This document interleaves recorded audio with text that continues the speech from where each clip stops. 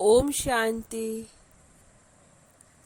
एक बाप दूसरा न कोई का पार्ट 2 है ना।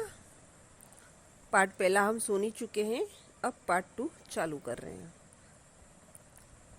हमें एक बाप दूसरा न कोई, इस बात का अर्थ और महत्व गहराई से समझना है।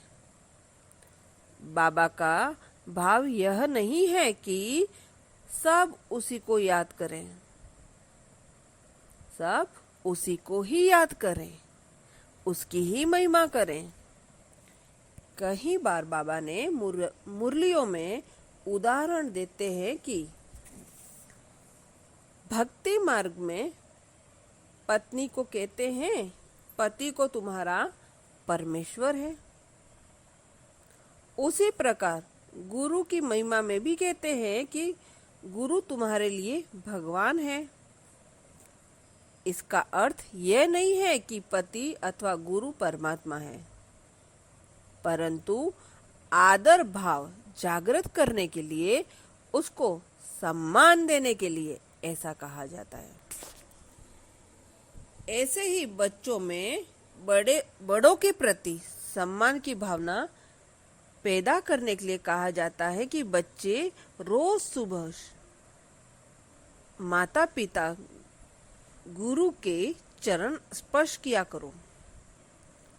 लेकिन आज समय बदल गया है। पति का, माता पिता का, गुरु गोसाई का व्यवहार भी बदल चुका है। वे अपने बच्चों अथवा रिश्तेदारों अथवा अनुयायियों के साथ ऐसा श्रेष्ठ व्यवहार नहीं कर पाते। अगर बच्चे ऐसे करते भी हैं तो केवल नाम मात्र के लिए, न कि दिल से। कहीं गुरु अपने शिष्यों से कई काम जबरदस्ती करवाते हैं, उन्हें डराते धमकाते हैं कि अगर मेरी बात नहीं मानोगे तो मैं तुम्हें शाप दे दूंगा, तेरा बुरा होगा, आदि आदि। आजकल पत्नी भी पति से व्यवहार में यही समझ जाती है कि वास्तव में यह परमात्मा या परमेश्वर नहीं है।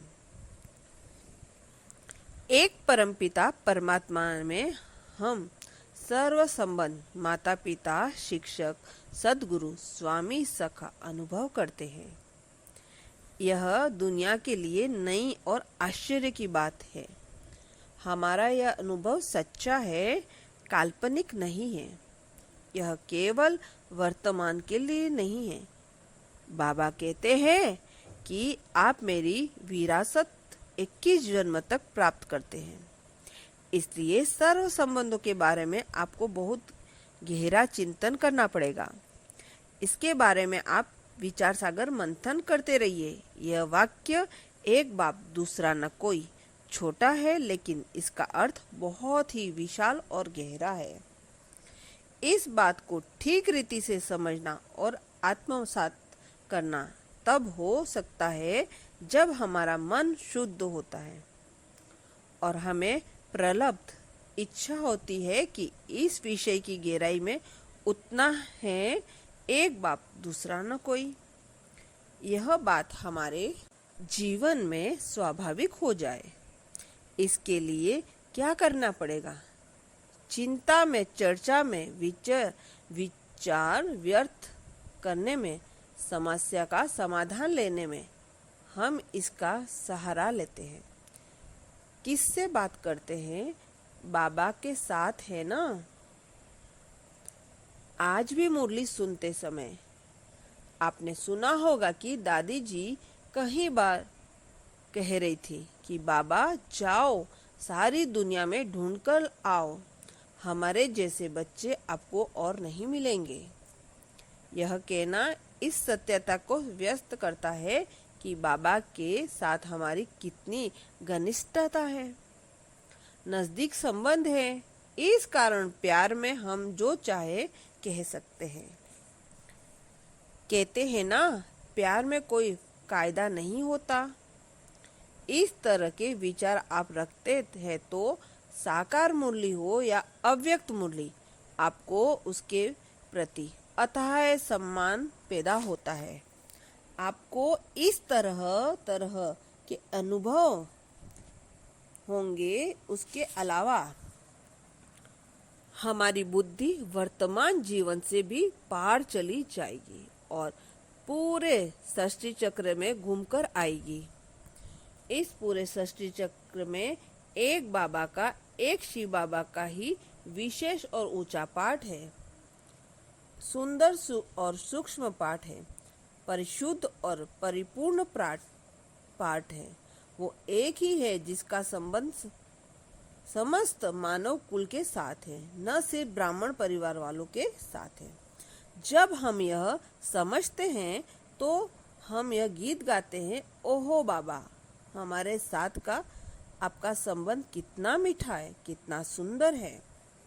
आप यह जरूर कहेंगे कि बाबा, आपसे मिलने के बाद, आपकी बातें सुनने के बाद, आपके सिद्धांत समझने के बाद और आपका सत्य स्नेह पाने के बाद मैं और किसी को कैसे अपना बनाऊं, किसी को अपना स्वीकार करना यह बहुत कठिन हो जाएगा।